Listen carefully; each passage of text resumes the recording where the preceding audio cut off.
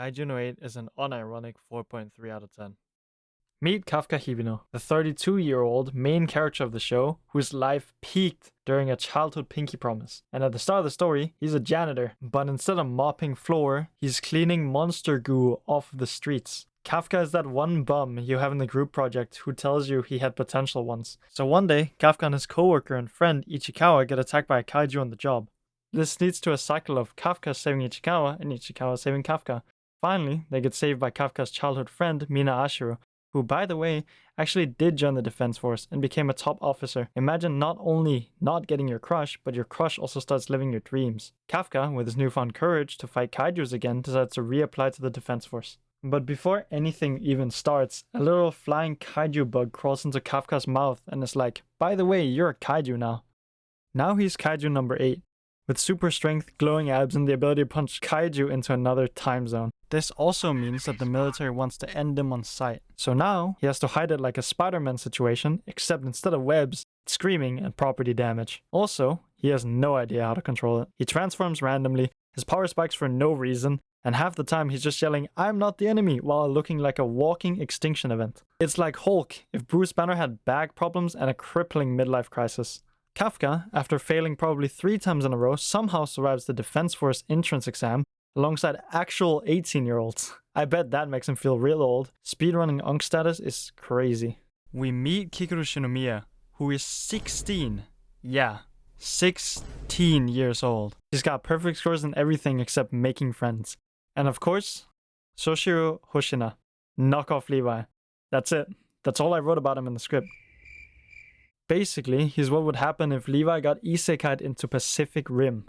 And yes, of course the fandom sims for him. But now, it's training time. AKA, let's throw rookies at lethal kaiju and see who's left.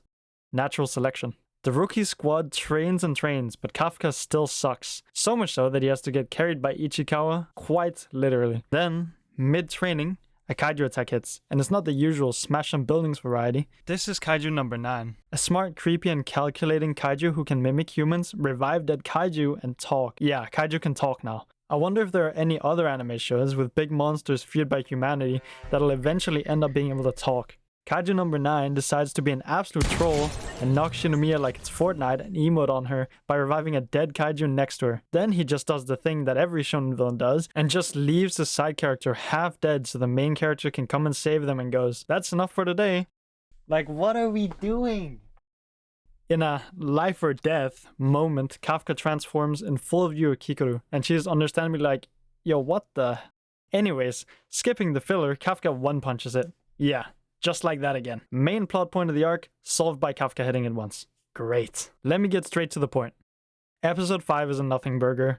There's some oh no what happened, Kafka's suit turned off before the revived kaiju got splattered. That's kinda sus. And the rest is just unironic filler. Skip. I'm about to skip this shit. Skip. But when does this game get fucking good? Kafka and Co then get sent on their first real mission that turns out to be not so ordinary. They fight some mushroom-looking kaiju where Kafka has to go all surgical on them and cut one open to find its weak point. And guess where it is? It's in the nape. Wow. Just wow. Super original writing there. Never seen before. After cleaning up all the little riffraff and blowing a hole big enough to build a 2-story house into the big kaiju spawner mushroom thingy, everybody thinks they're in the clear, but then run into kaiju number 9 again. And as you could probably imagine, this doesn't go well, and they start pulling off power of friendship type moments. Like one dude is saying, "Run and get help, I'll hold off the monster," and then the dude that just ran away has this like internal monologue and decides to run back into the monster without getting help. Like, what do you mean you didn't get help? Because you wanted to have a "I am worthless, let's change that" moment in the middle of me saving you. As if the show wasn't already lacking viable plot points, Kafka is still desperately trying to help without turning into a kaiju in front of literally all of his co-workers. Spoiler alert, he fails. He and kaiju number 9 then have a 1v1 and it ends in a draw. I guess we know who the main villain is, because he is so far the only antagonist that hasn't been one-punched on sight. Soshiro Hoshina then sees Kafka while he's transformed, and decides to try to kill him, and Kafka has to try to escape while actively not getting killed. Soshiro Hoshina, being the Levi knockoff that he is, decides to show Kafka why it is we call him that, and Kafka barely managed to escape after using his chest mouth to catch his dagger thing and punch it in half, giving him time to run away. But in every situation that has to do with Kaiju number 8, the defense force is somehow less prepared than your average horror movie cast. And you're telling me that no one notices Kafka go full Godzilla mode in the middle of everything and just run off.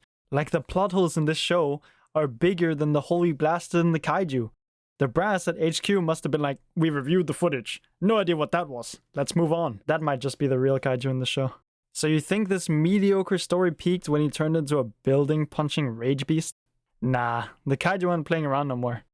This is when we get introduced to Kaiju number 10, a big-ass demon kaiju hybrid who decides he had too much spare time on his hands and launches a full-on raid on the Defense Force Base 3 in the middle of the night. He and his Wyvern squad, what the? Bomb the base, but instead of just staying in the air and deleting everybody, they decide to go up close and personal for some reason. At least, Kafka, being the expert on kaiju that he is, knows exactly where the Wyvern's weak spots are. Wait, why does the military not know anything about that? Like, this show is so bad. Anyways, so while everybody is busy killing the Wyverns, Soshiro decides to run ones with Kaiju number 10. Kaiju number 10, which somehow got instantly bodied, but in a totally unforeseeable turn of events gets a power-up straight from Dragon Ball Z. So now everyone has to defeat this big bad kaiju with the power of friendship. Well, actually, it's just Mina who shoots it.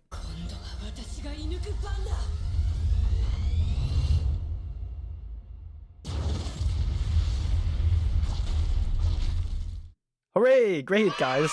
Sound of applause. We actually killed the kaiju. Wrong. Well, actually, you did, but this kaiju had a trick up his sleeve. He made a whole nuclear bomb appear out of nowhere. Nobody noticed it until it was just there. Great. Good writing. So now we have an even bigger problem.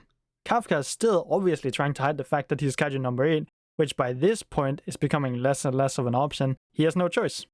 He goes full monster in public and pushes the problem away. Anyways, Kafka basically just becomes a national hero because he saved a whole city from being erased off the map, and guess what the defense force instantly did? Just like what happened when they figured out Eren was a Titan shifter. This is turning into more and more of an Attack on Titan knockoff. But then they don't execute him. Where have I seen that before? Yeah. I'll stop with the AOT connections for now, but this is getting a little criminal. After they don't execute him, guess what they do? Decide that he's useful under surveillance. You could even say that he's a kaiju shifter, in this definitely not Attack on Titan show. Season 1 ends with everybody wondering what happens next and Kafka almost getting turned into a pair of gloves. At least the show has good animation, I guess.